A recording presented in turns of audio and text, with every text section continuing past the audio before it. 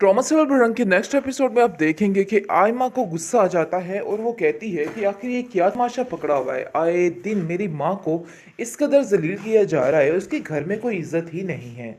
आगे से एनी कहती है, आप लोग जो जुबान हमारे साथ बोल रहे हैं और हमें हर वक्त जो नीचा दिखाने की कोशिश में लगे रहते हैं, आखिर इन चीज़ों का क्या हिसाब और ये क्या तमाशा है।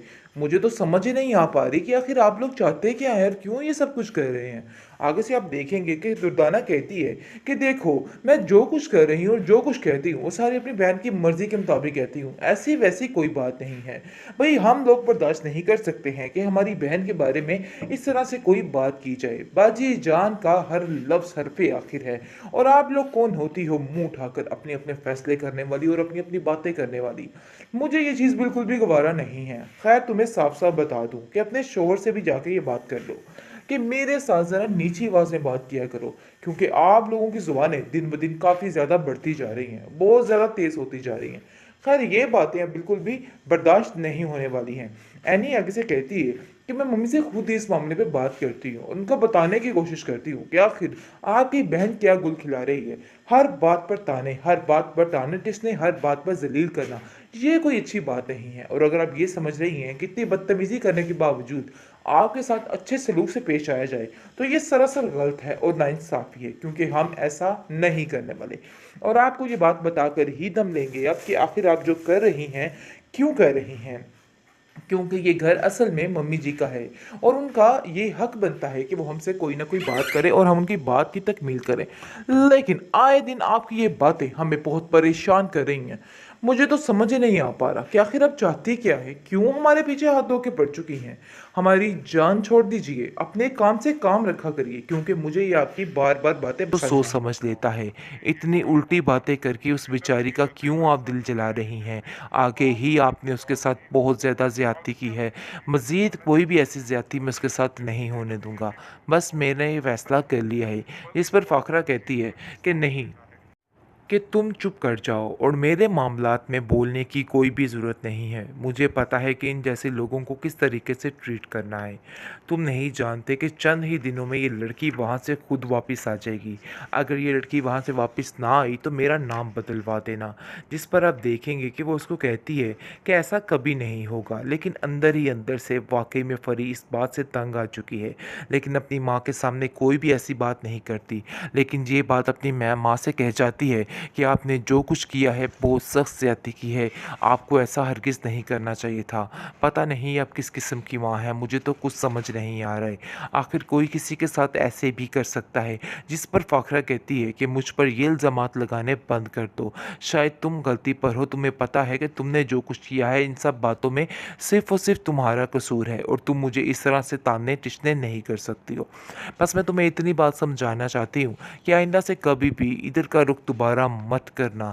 एनी काफ़ी परेशान हो जाती है करके ये हालात देख के और कहती है कि अब कैसी बातें कर रही हैं।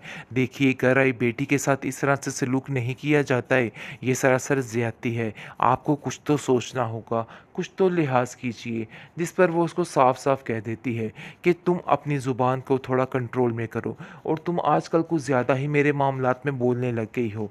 लेकिन आप देखेंगे कि आयमा जो है वो अपनी खाला जान का साथ देती हुई नज़र आ रही है और कहती है कि आप जैसा कह रही हैं, जो कह रही हैं बिल्कुल ठीक है। आपका हर बाहर बिल्कुल ठीक है, क्योंकि मैं जानती हूँ कि ये सब लोग मिलकर आपसे धोखा कर रहे हैं और आप पर तरह तरह के इल्ज़ामात लगाने की कोशिश कर रहे हैं। लेकिन आप बिल्कुल ठीक कह रही हैं।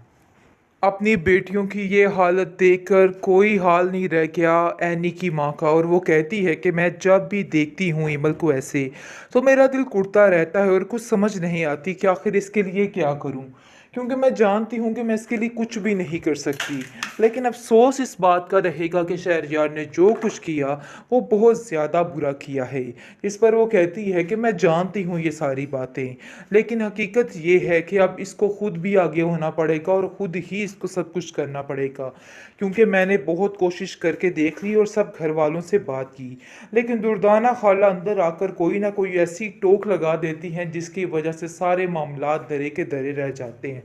मुझे तो समझ ही नहीं आ रही। मुझे तो ऐसा लग रहा है कि उन लोगों का दिमाग भरने में सिर्फ और सिर्फ दुर्दाना खाला का हाथ है और वो ये नहीं चाहती हैं कि कुछ भी अच्छा हो। इसलिए आप देखेंगे कि वो समझाने की कोशिश कर रही है कि उसको शहरयार भाई से बना के रखनी पड़ेगी। ऐसा करेगी तो उसको अपना ही फ़ायदा है, क्योंकि जब तक ये लड़की अना की आद में रहेगी, अना से रगे रहेगी, तो इसका कुछ भी नहीं बन सकता। खैर आप देखेंगे कि उसकी माँ कहती है, मैं ये बात बड़े अच्छे तरीके से जानती हूँ कि जो कुछ कर रही है सरासर गलत कर रही है। उसको ये सारी बातें ज़ेब नहीं देती हैं, क्योंकि फ़ाखरा बहन का तो अपना ही एक लैदा मिजाज है।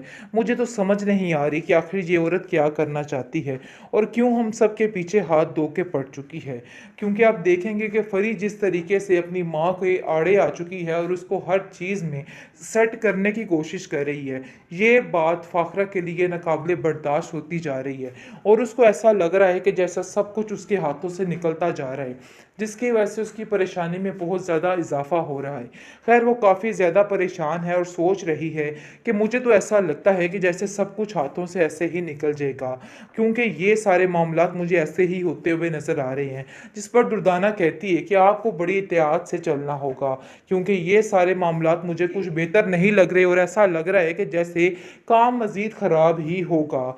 आगे से आप देखेंगे कि दुर्दाना जैसे ही इसको समझाती है और वो कहती है कि नहीं, अभी भी मुझे बाजी को हारना नहीं है, बल्कि इस बाजी को जीत कर ही सांस लेना है। इसलिए बेहतर यही है कि कोई भी मेरे मामलात में दखल अंदाजी ना करे।